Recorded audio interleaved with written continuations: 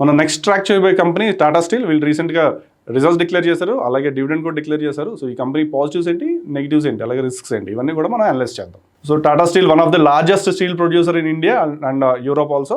So వీళ్ళ revenues ఎలా ఉన్నాయి, అలాగే వాళ్ళ ప్రాఫిట్స్ ఎలా ఉన్నాయి కూడా ఒకసారి చూద్దాం. సో ఫైనాన్షియల్ హైలైట్స్కి వస్తే కనుక రెవెన్యూస్ ఒక 56,000 crores వీళ్ళు ఒక్క Q4లో అయితే సాధించారు. ఇది లాస్ట్ ఇయర్తో పోల్చి ఒక 4.7% అయితే ఇంక్రీజ్ ఉంది.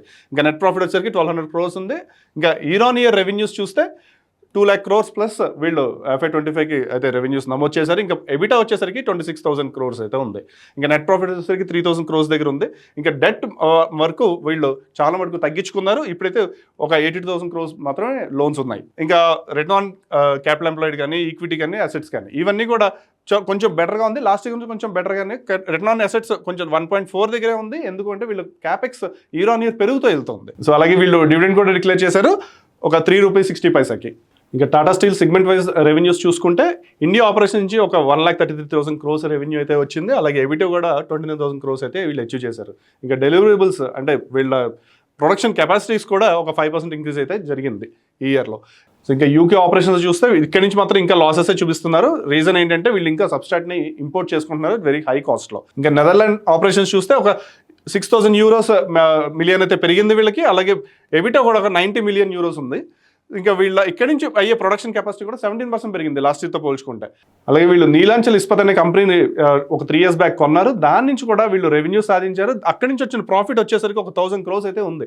సో ఆల్మోస్ట్ 19% మార్జిన్ తోటి వీళ్ళు లాస్ మేకింగ్ కంపెనీని ప్రాఫిట్ మేకింగ్ కంపెనీ కింద మార్చడం జరిగింది. ఈ కంపెనీలో కీ పాజిటివ్ పాయింట్స్ చూస్తే రీసెంట్గా $2.5 billion ఈక్విటీ అయితే ఇన్ఫ్యూజ్ చేశారు. దీనివల్ల ఏంటంటే ఆపరేషన్స్ ఏవైతే ఉన్నా యూకేలో, నెదర్లాండ్స్లో దీని ఆపరేషన్ స్ట్రీమ్ లైన్ అవుతాయి. అలాగే వాటర్ డెట్ కూడా రెడ్యూస్ అయ్యే ఛాన్స్ అయితే ఉంది. ఇంకా రీసెంట్గా ఒక 5.87 మెట్రిక్ టన్స్ యొక్క blast furnace, is the largest blast furnace in India అన్నమాట. దీన్ని రీసెంట్గా అయితే కమిషన్ చేశారు.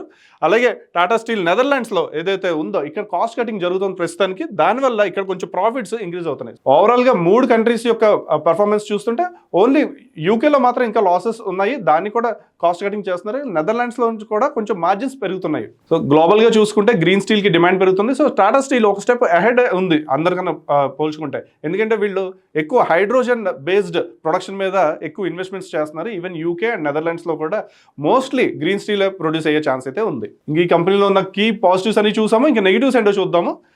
సో వీళ్ళకి మేజర్గా ఇష్యూ ఎక్కడ వస్తుందంటే ఎగ్జిక్యూషన్ రిస్క్స్. అంటే వీళ్ళు ప్లాన్డ్ క్యాపెక్స్ ఏదైతే ఉందో సో కొంచెం అవన్నీ కూడా డిలే అయ్యే ఛాన్స్ ఉంది రకరకాల రీజన్స్ వల్ల. అలాగే వీళ్ళ ఎప్పుడైతే నెదర్లాండ్స్లో ఇంకా అన్సర్టైన్ కంటిన్యూ అవుతుంది, వాళ్ళు ఇంకా లాస్ మేకింగ్ నుంచి ఈ మధ్య ప్రాఫిట్లోకి వచ్చారు. సో ఇంకా మార్జిన్స్ ఇంప్రూవ్ అవ్వడానికి కాస్ట్ కటింగ్ అయితే జరుగుతుంది నెదర్లాండ్స్ యూనిట్లో. ఇంకా పాలసీ అన్సర్టెనిటీస్ ఉన్నాయి. అలాగే యూరోపియన్ యూనియన్ కానీ అలాగే యుఎస్ కానీ కొన్ని పాలసీస్ రెగ్యులర్గా మార్చుకుంటూ వస్తున్నారు. సో ఇవన్నీ కొంచెం మేజర్ థ్రెట్స్ ఈ కంపెనీ వచ్చేసరికి. అలాగే చైనా నుంచి ఎక్స్పోర్ట్స్ కానీ అలాగే ఇంపోర్ట్స్కి టారిఫ్స్ కూడా ఇవన్నీ కూడా కొంచెం ఈ కంపెనీ మార్జిన్స్ని ఇంపాక్ట్ చేస్తున్నాయి. ఇంకా రీసెంట్గా మేనేజ్మెంట్ ఏమందో చూద్దాము ఈ కంపెనీ గురించి. సో ప్రస్తుతానికి వీళ్ళు లార్జెస్ట్ బ్లాస్ట్ ఫర్నెస్ అయితే కమిషన్ చేశారు వీళ్ళు. అలాగే స్ట్రాంగ్ ఫైనాన్షియల్స్ రిపోర్ట్ చేశారు ఒక $26 billion చూసుకుంటే. అలాగే వీళ్ళు కాస్ట్ ఎఫిషియన్సీ కూడా అచీవ్ చేశారు. ఒక 6,600 crores కాస్ట్ కటింగ్ జరిగింది. దీనివల్ల ఒక క్యాష్ ఫ్లోస్ కూడా జంప్ అయ్యి ఒక 37%కి. ఇంకా ఇన్నోవేషన్లో కానీ, గ్రీన్ ఎనర్జీ కానీ, హైడ్రోజన్లో కానీ వీళ్ళందరూ కూడా చాలా ముందుగా ఉన్నారు. కాబట్టి ఈ కంపెనీకి ఫ్యూచర్ గ్రీన్ పరంగా అలాగే ఆర్డర్స్ పరంగా కూడా ఫ్యూచర్ చాలా స్ట్రాంగ్గా ఉంది. సో ఫండమెంటల్స్ అయితే చాలా స్ట్రాంగ్గా ఉన్న కంపెనీ. సో ఈ కంపెనీ గురించి మీరేమనుకుంటున్నారో మా కామెంట్ బాక్స్లో చెప్పండి.